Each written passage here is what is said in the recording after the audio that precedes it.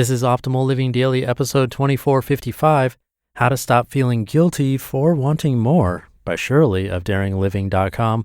And I'm Justin Malik, the guy who's been reading to you every day, including holidays, for about 6.5 years.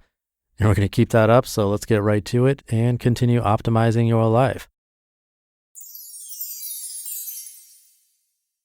How to Stop Feeling Guilty for Wanting More by Shirley of daringliving.com. Are you feeling guilty for wanting more out of your life? This could look like wanting more in a relationship. Maybe you secretly desire a partner who is more exciting and fun.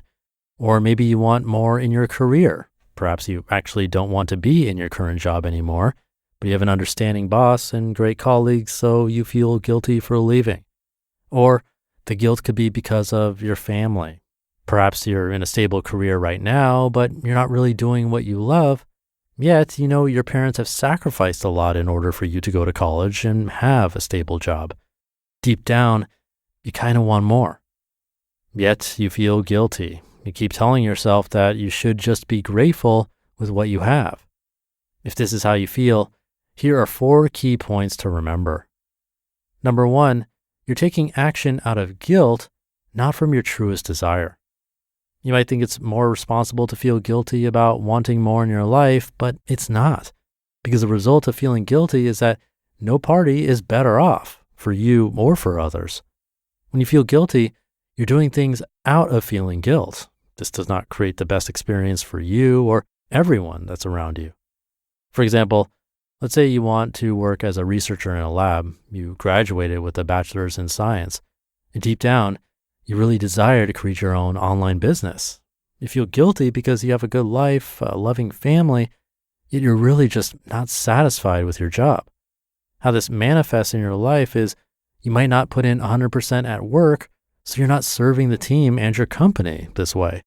Perhaps you also resent your parents a bit because you blame them for being the ones who made you study science in college in the first place. So as a result, you don't show up fully to care and love them.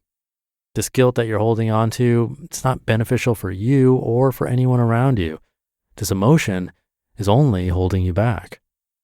Number 2, guilt is an emotion that you feel. You can choose to let it go at any time.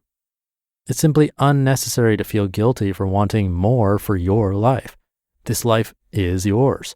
And if you're not satisfied with it, you get to make that decision to change it and take action from it. The reason why you feel guilty is because you're having thoughts like, I shouldn't be thinking this way. I should be grateful with what I have. I shouldn't ask for more.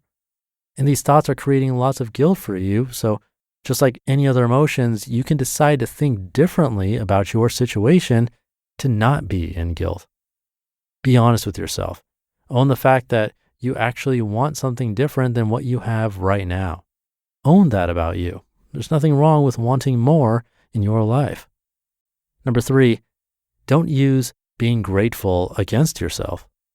Especially if you come from a culture where you're constantly being told to be grateful, sometimes we can use the need to be grateful against ourselves.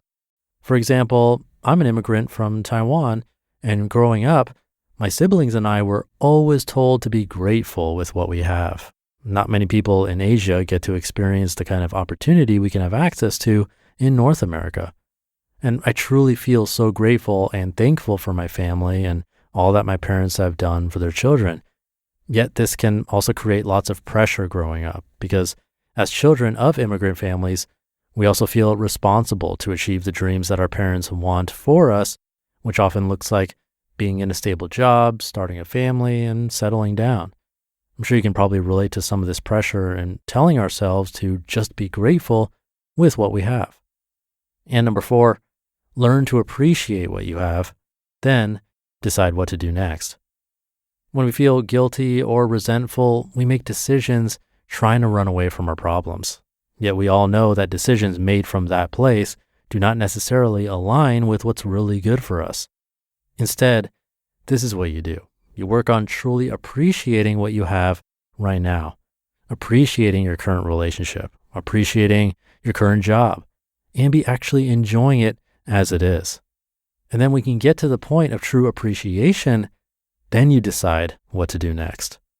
A reminder, Just because you can appreciate doesn't mean you have to stay. No, you don't. You can still desire for more and want to leave just because you want to. You can appreciate your career and decide that you want to explore a different path. You can appreciate your partner and your relationship and decide that it is complete and you want to move on. You don't need things to be horribly wrong to want to change. And actually, when they are horribly wrong and you decide to change, you're making decisions from fear and escaping it instead of facing the problem head on. Now, this also depends on context because let's say you are in an abusive relationship or a racist or sexist workplace, then maybe you do want to change, but I'm speaking to those who feel guilty because your life is actually pretty good. In this case, you can still change and make the decision for yourself just because you want to. Stop settling for good enough when you truly want an extraordinary life. Let's recap. First, you work on the guilt. Learn to let go of that. Then learn to truly appreciate all that you have. And then you decide what you want to do from an empowering place. You can still leave just because you want to. All right? You got this. You're creating an amazing life for yourself, and I can't wait for what's to come for you. You just listened to the post titled How to Stop Feeling Guilty for Wanting More by Shirley of DaringLiving.com. Thank you to Shirley.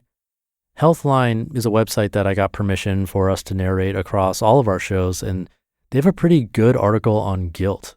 It's a little long, but I might share it here in the future.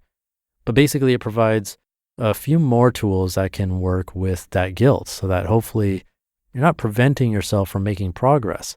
Some of those include simply naming the guilt, exploring the source, apologizing and making amends, gratitude, self-compassion. And while these things aren't necessarily easy and they don't all have to be done to move forward, even just one of these is a step in the right direction and can help us move past that guilt. But great tips from Shirley as well. It's up to us to experiment and see what works best. So see what works for you. Have a great start to your weekend if you're listening in real time, and I'll be back tomorrow with the start of a 2-part post and where your optimal life awaits.